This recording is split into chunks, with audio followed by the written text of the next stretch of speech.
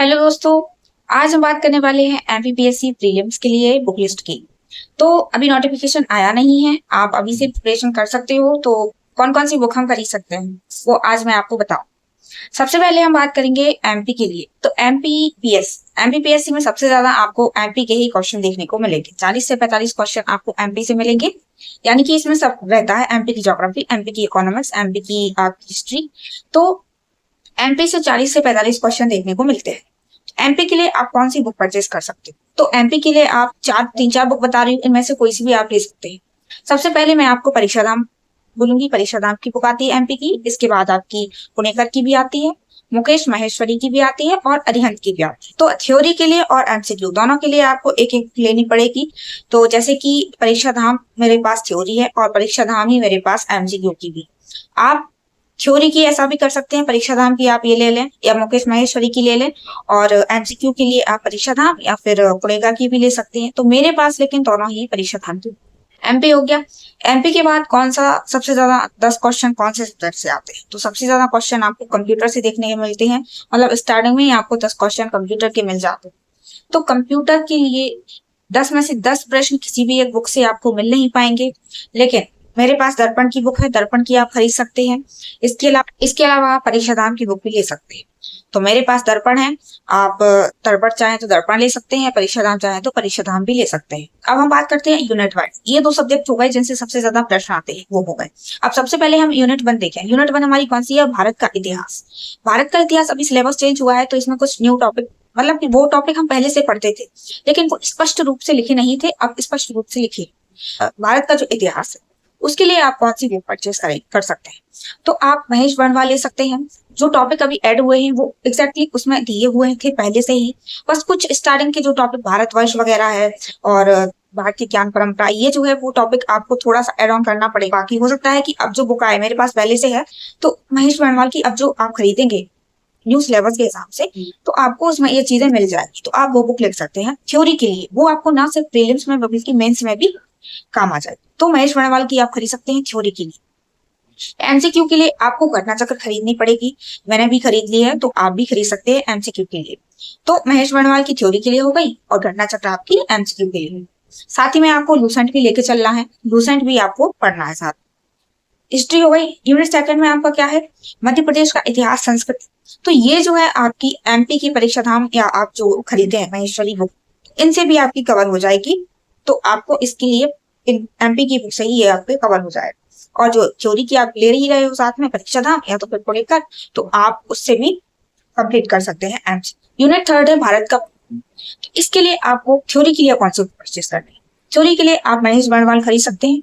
मेरे पास भी महेश वर्णवाल की ही बुक थ्योरी की है ना। इसके अलावा आप एक जो सर है, एक केजीएस पर पढ़ाते हैं, शुभम गुप्ता सर, तो उनकी भी एक बुक जो है वो लॉन्च होने वाली है 25 से 31 अक्टूबर के बीच में, जिसमें आपको भारत का जो भूगोल है वो कंप्लीटली मिल जाएगा। आपको इधर उधर भागने की भी जरूरत नहीं है। न्यू सिलेबस के अकॉर्डिंग वो बुक लॉन्च करेंगे सर, तो आप वो भी खरीद सकते हैं।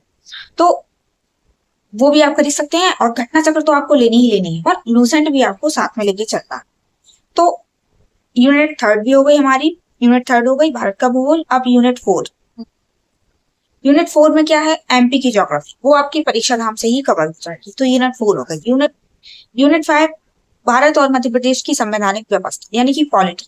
तो एमपी की पॉलिटी आपकी परीक्षा धाम से कवर हो जाएगी। और बाकी के लिए आप जो निर्माण आईएएस के भी नोट्स आते हैं, दृष्टि आईएएस के भी आते हैं, तो आप वो भी ले सकते हैं। या आपके पास यदि लक्ष्मीकांत है तो आप पूरी बुक मत पढ़िए, बहुत बड़ी बुक है वो, उसमें से आप वो टॉपिक देखिए जो आपके प्रीलिम्स में है, तो उससे आप नोट्स बना सकते हैं। यदि आपके पास बुक है तो आप नोट्स बना लीजिए, उसमें से प्रीलिम्स के लिए स्मार्ट आईएएस या तो फिर दृष्टि आईएएस से भी नोट्स जो है वो परचेस कर सकते हैं।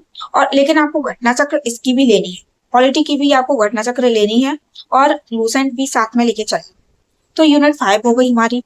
अब बात करें यूनिट 6 की, मध्य प्रदेश और भारत की अर्थव्यवस्था। तो इकोनॉमिक्स, एमपी की इकोनॉमी आपकी जो है वो परीक्षा धाम से ही कवर हो जाएगी।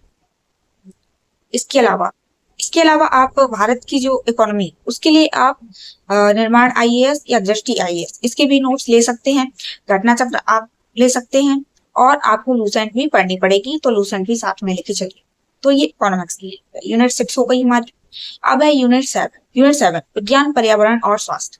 इसके लिए आप परीक्षा धाम की ले लीजिए, उसमें आपको एमसीक्यू भी मिल जाएगी।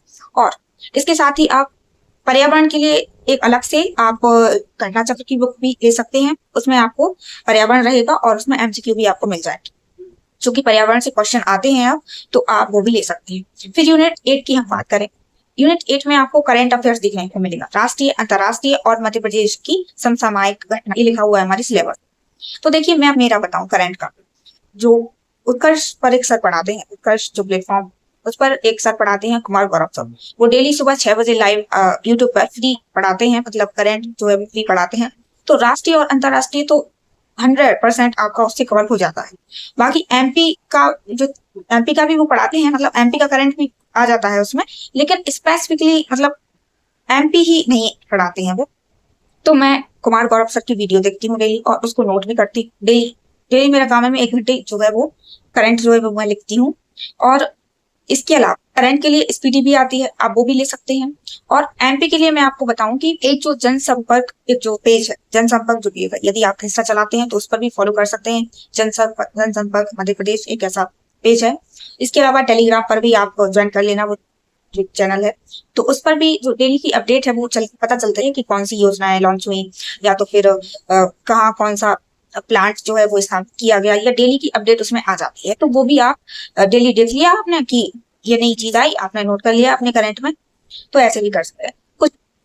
मैं तो डेली लिखती हूँ, आप चाहें तो अभी डेली भी कुमार गौरव सर की वो वीडियो भी देख सकते हैं। साथ में आप जनसंपर्क जो मैंने बताया वो भी आप देखते चलिए साथ में।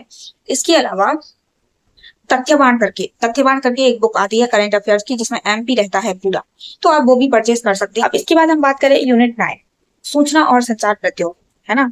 तो इसके लिए आप परीक्षा धाम ले लीजिए, वो बेस्ट बुक है इसके लिए, तो वो आप परीक्षा धाम इसके लिए ले सकते हैं यूनिट 9। इसके बाद यूनिट 10 में क्या है, जनजातियां है। यूनिट 10 में पहले आयोग हुआ करते थे, तो 10 में अब क्या है, जनजातियां। जनजातियों के पर्व, जनजातियों से संबंधित संग्रहालय, जनजातियों से ही संबंधित कलाएं और अर्धघुमंतु जनजातियां, घुमंतु जनजातियां, तो ये सारे जो टॉपिक हैं वो आपको यूनिट 10 में देखने को मिल जाएंगे।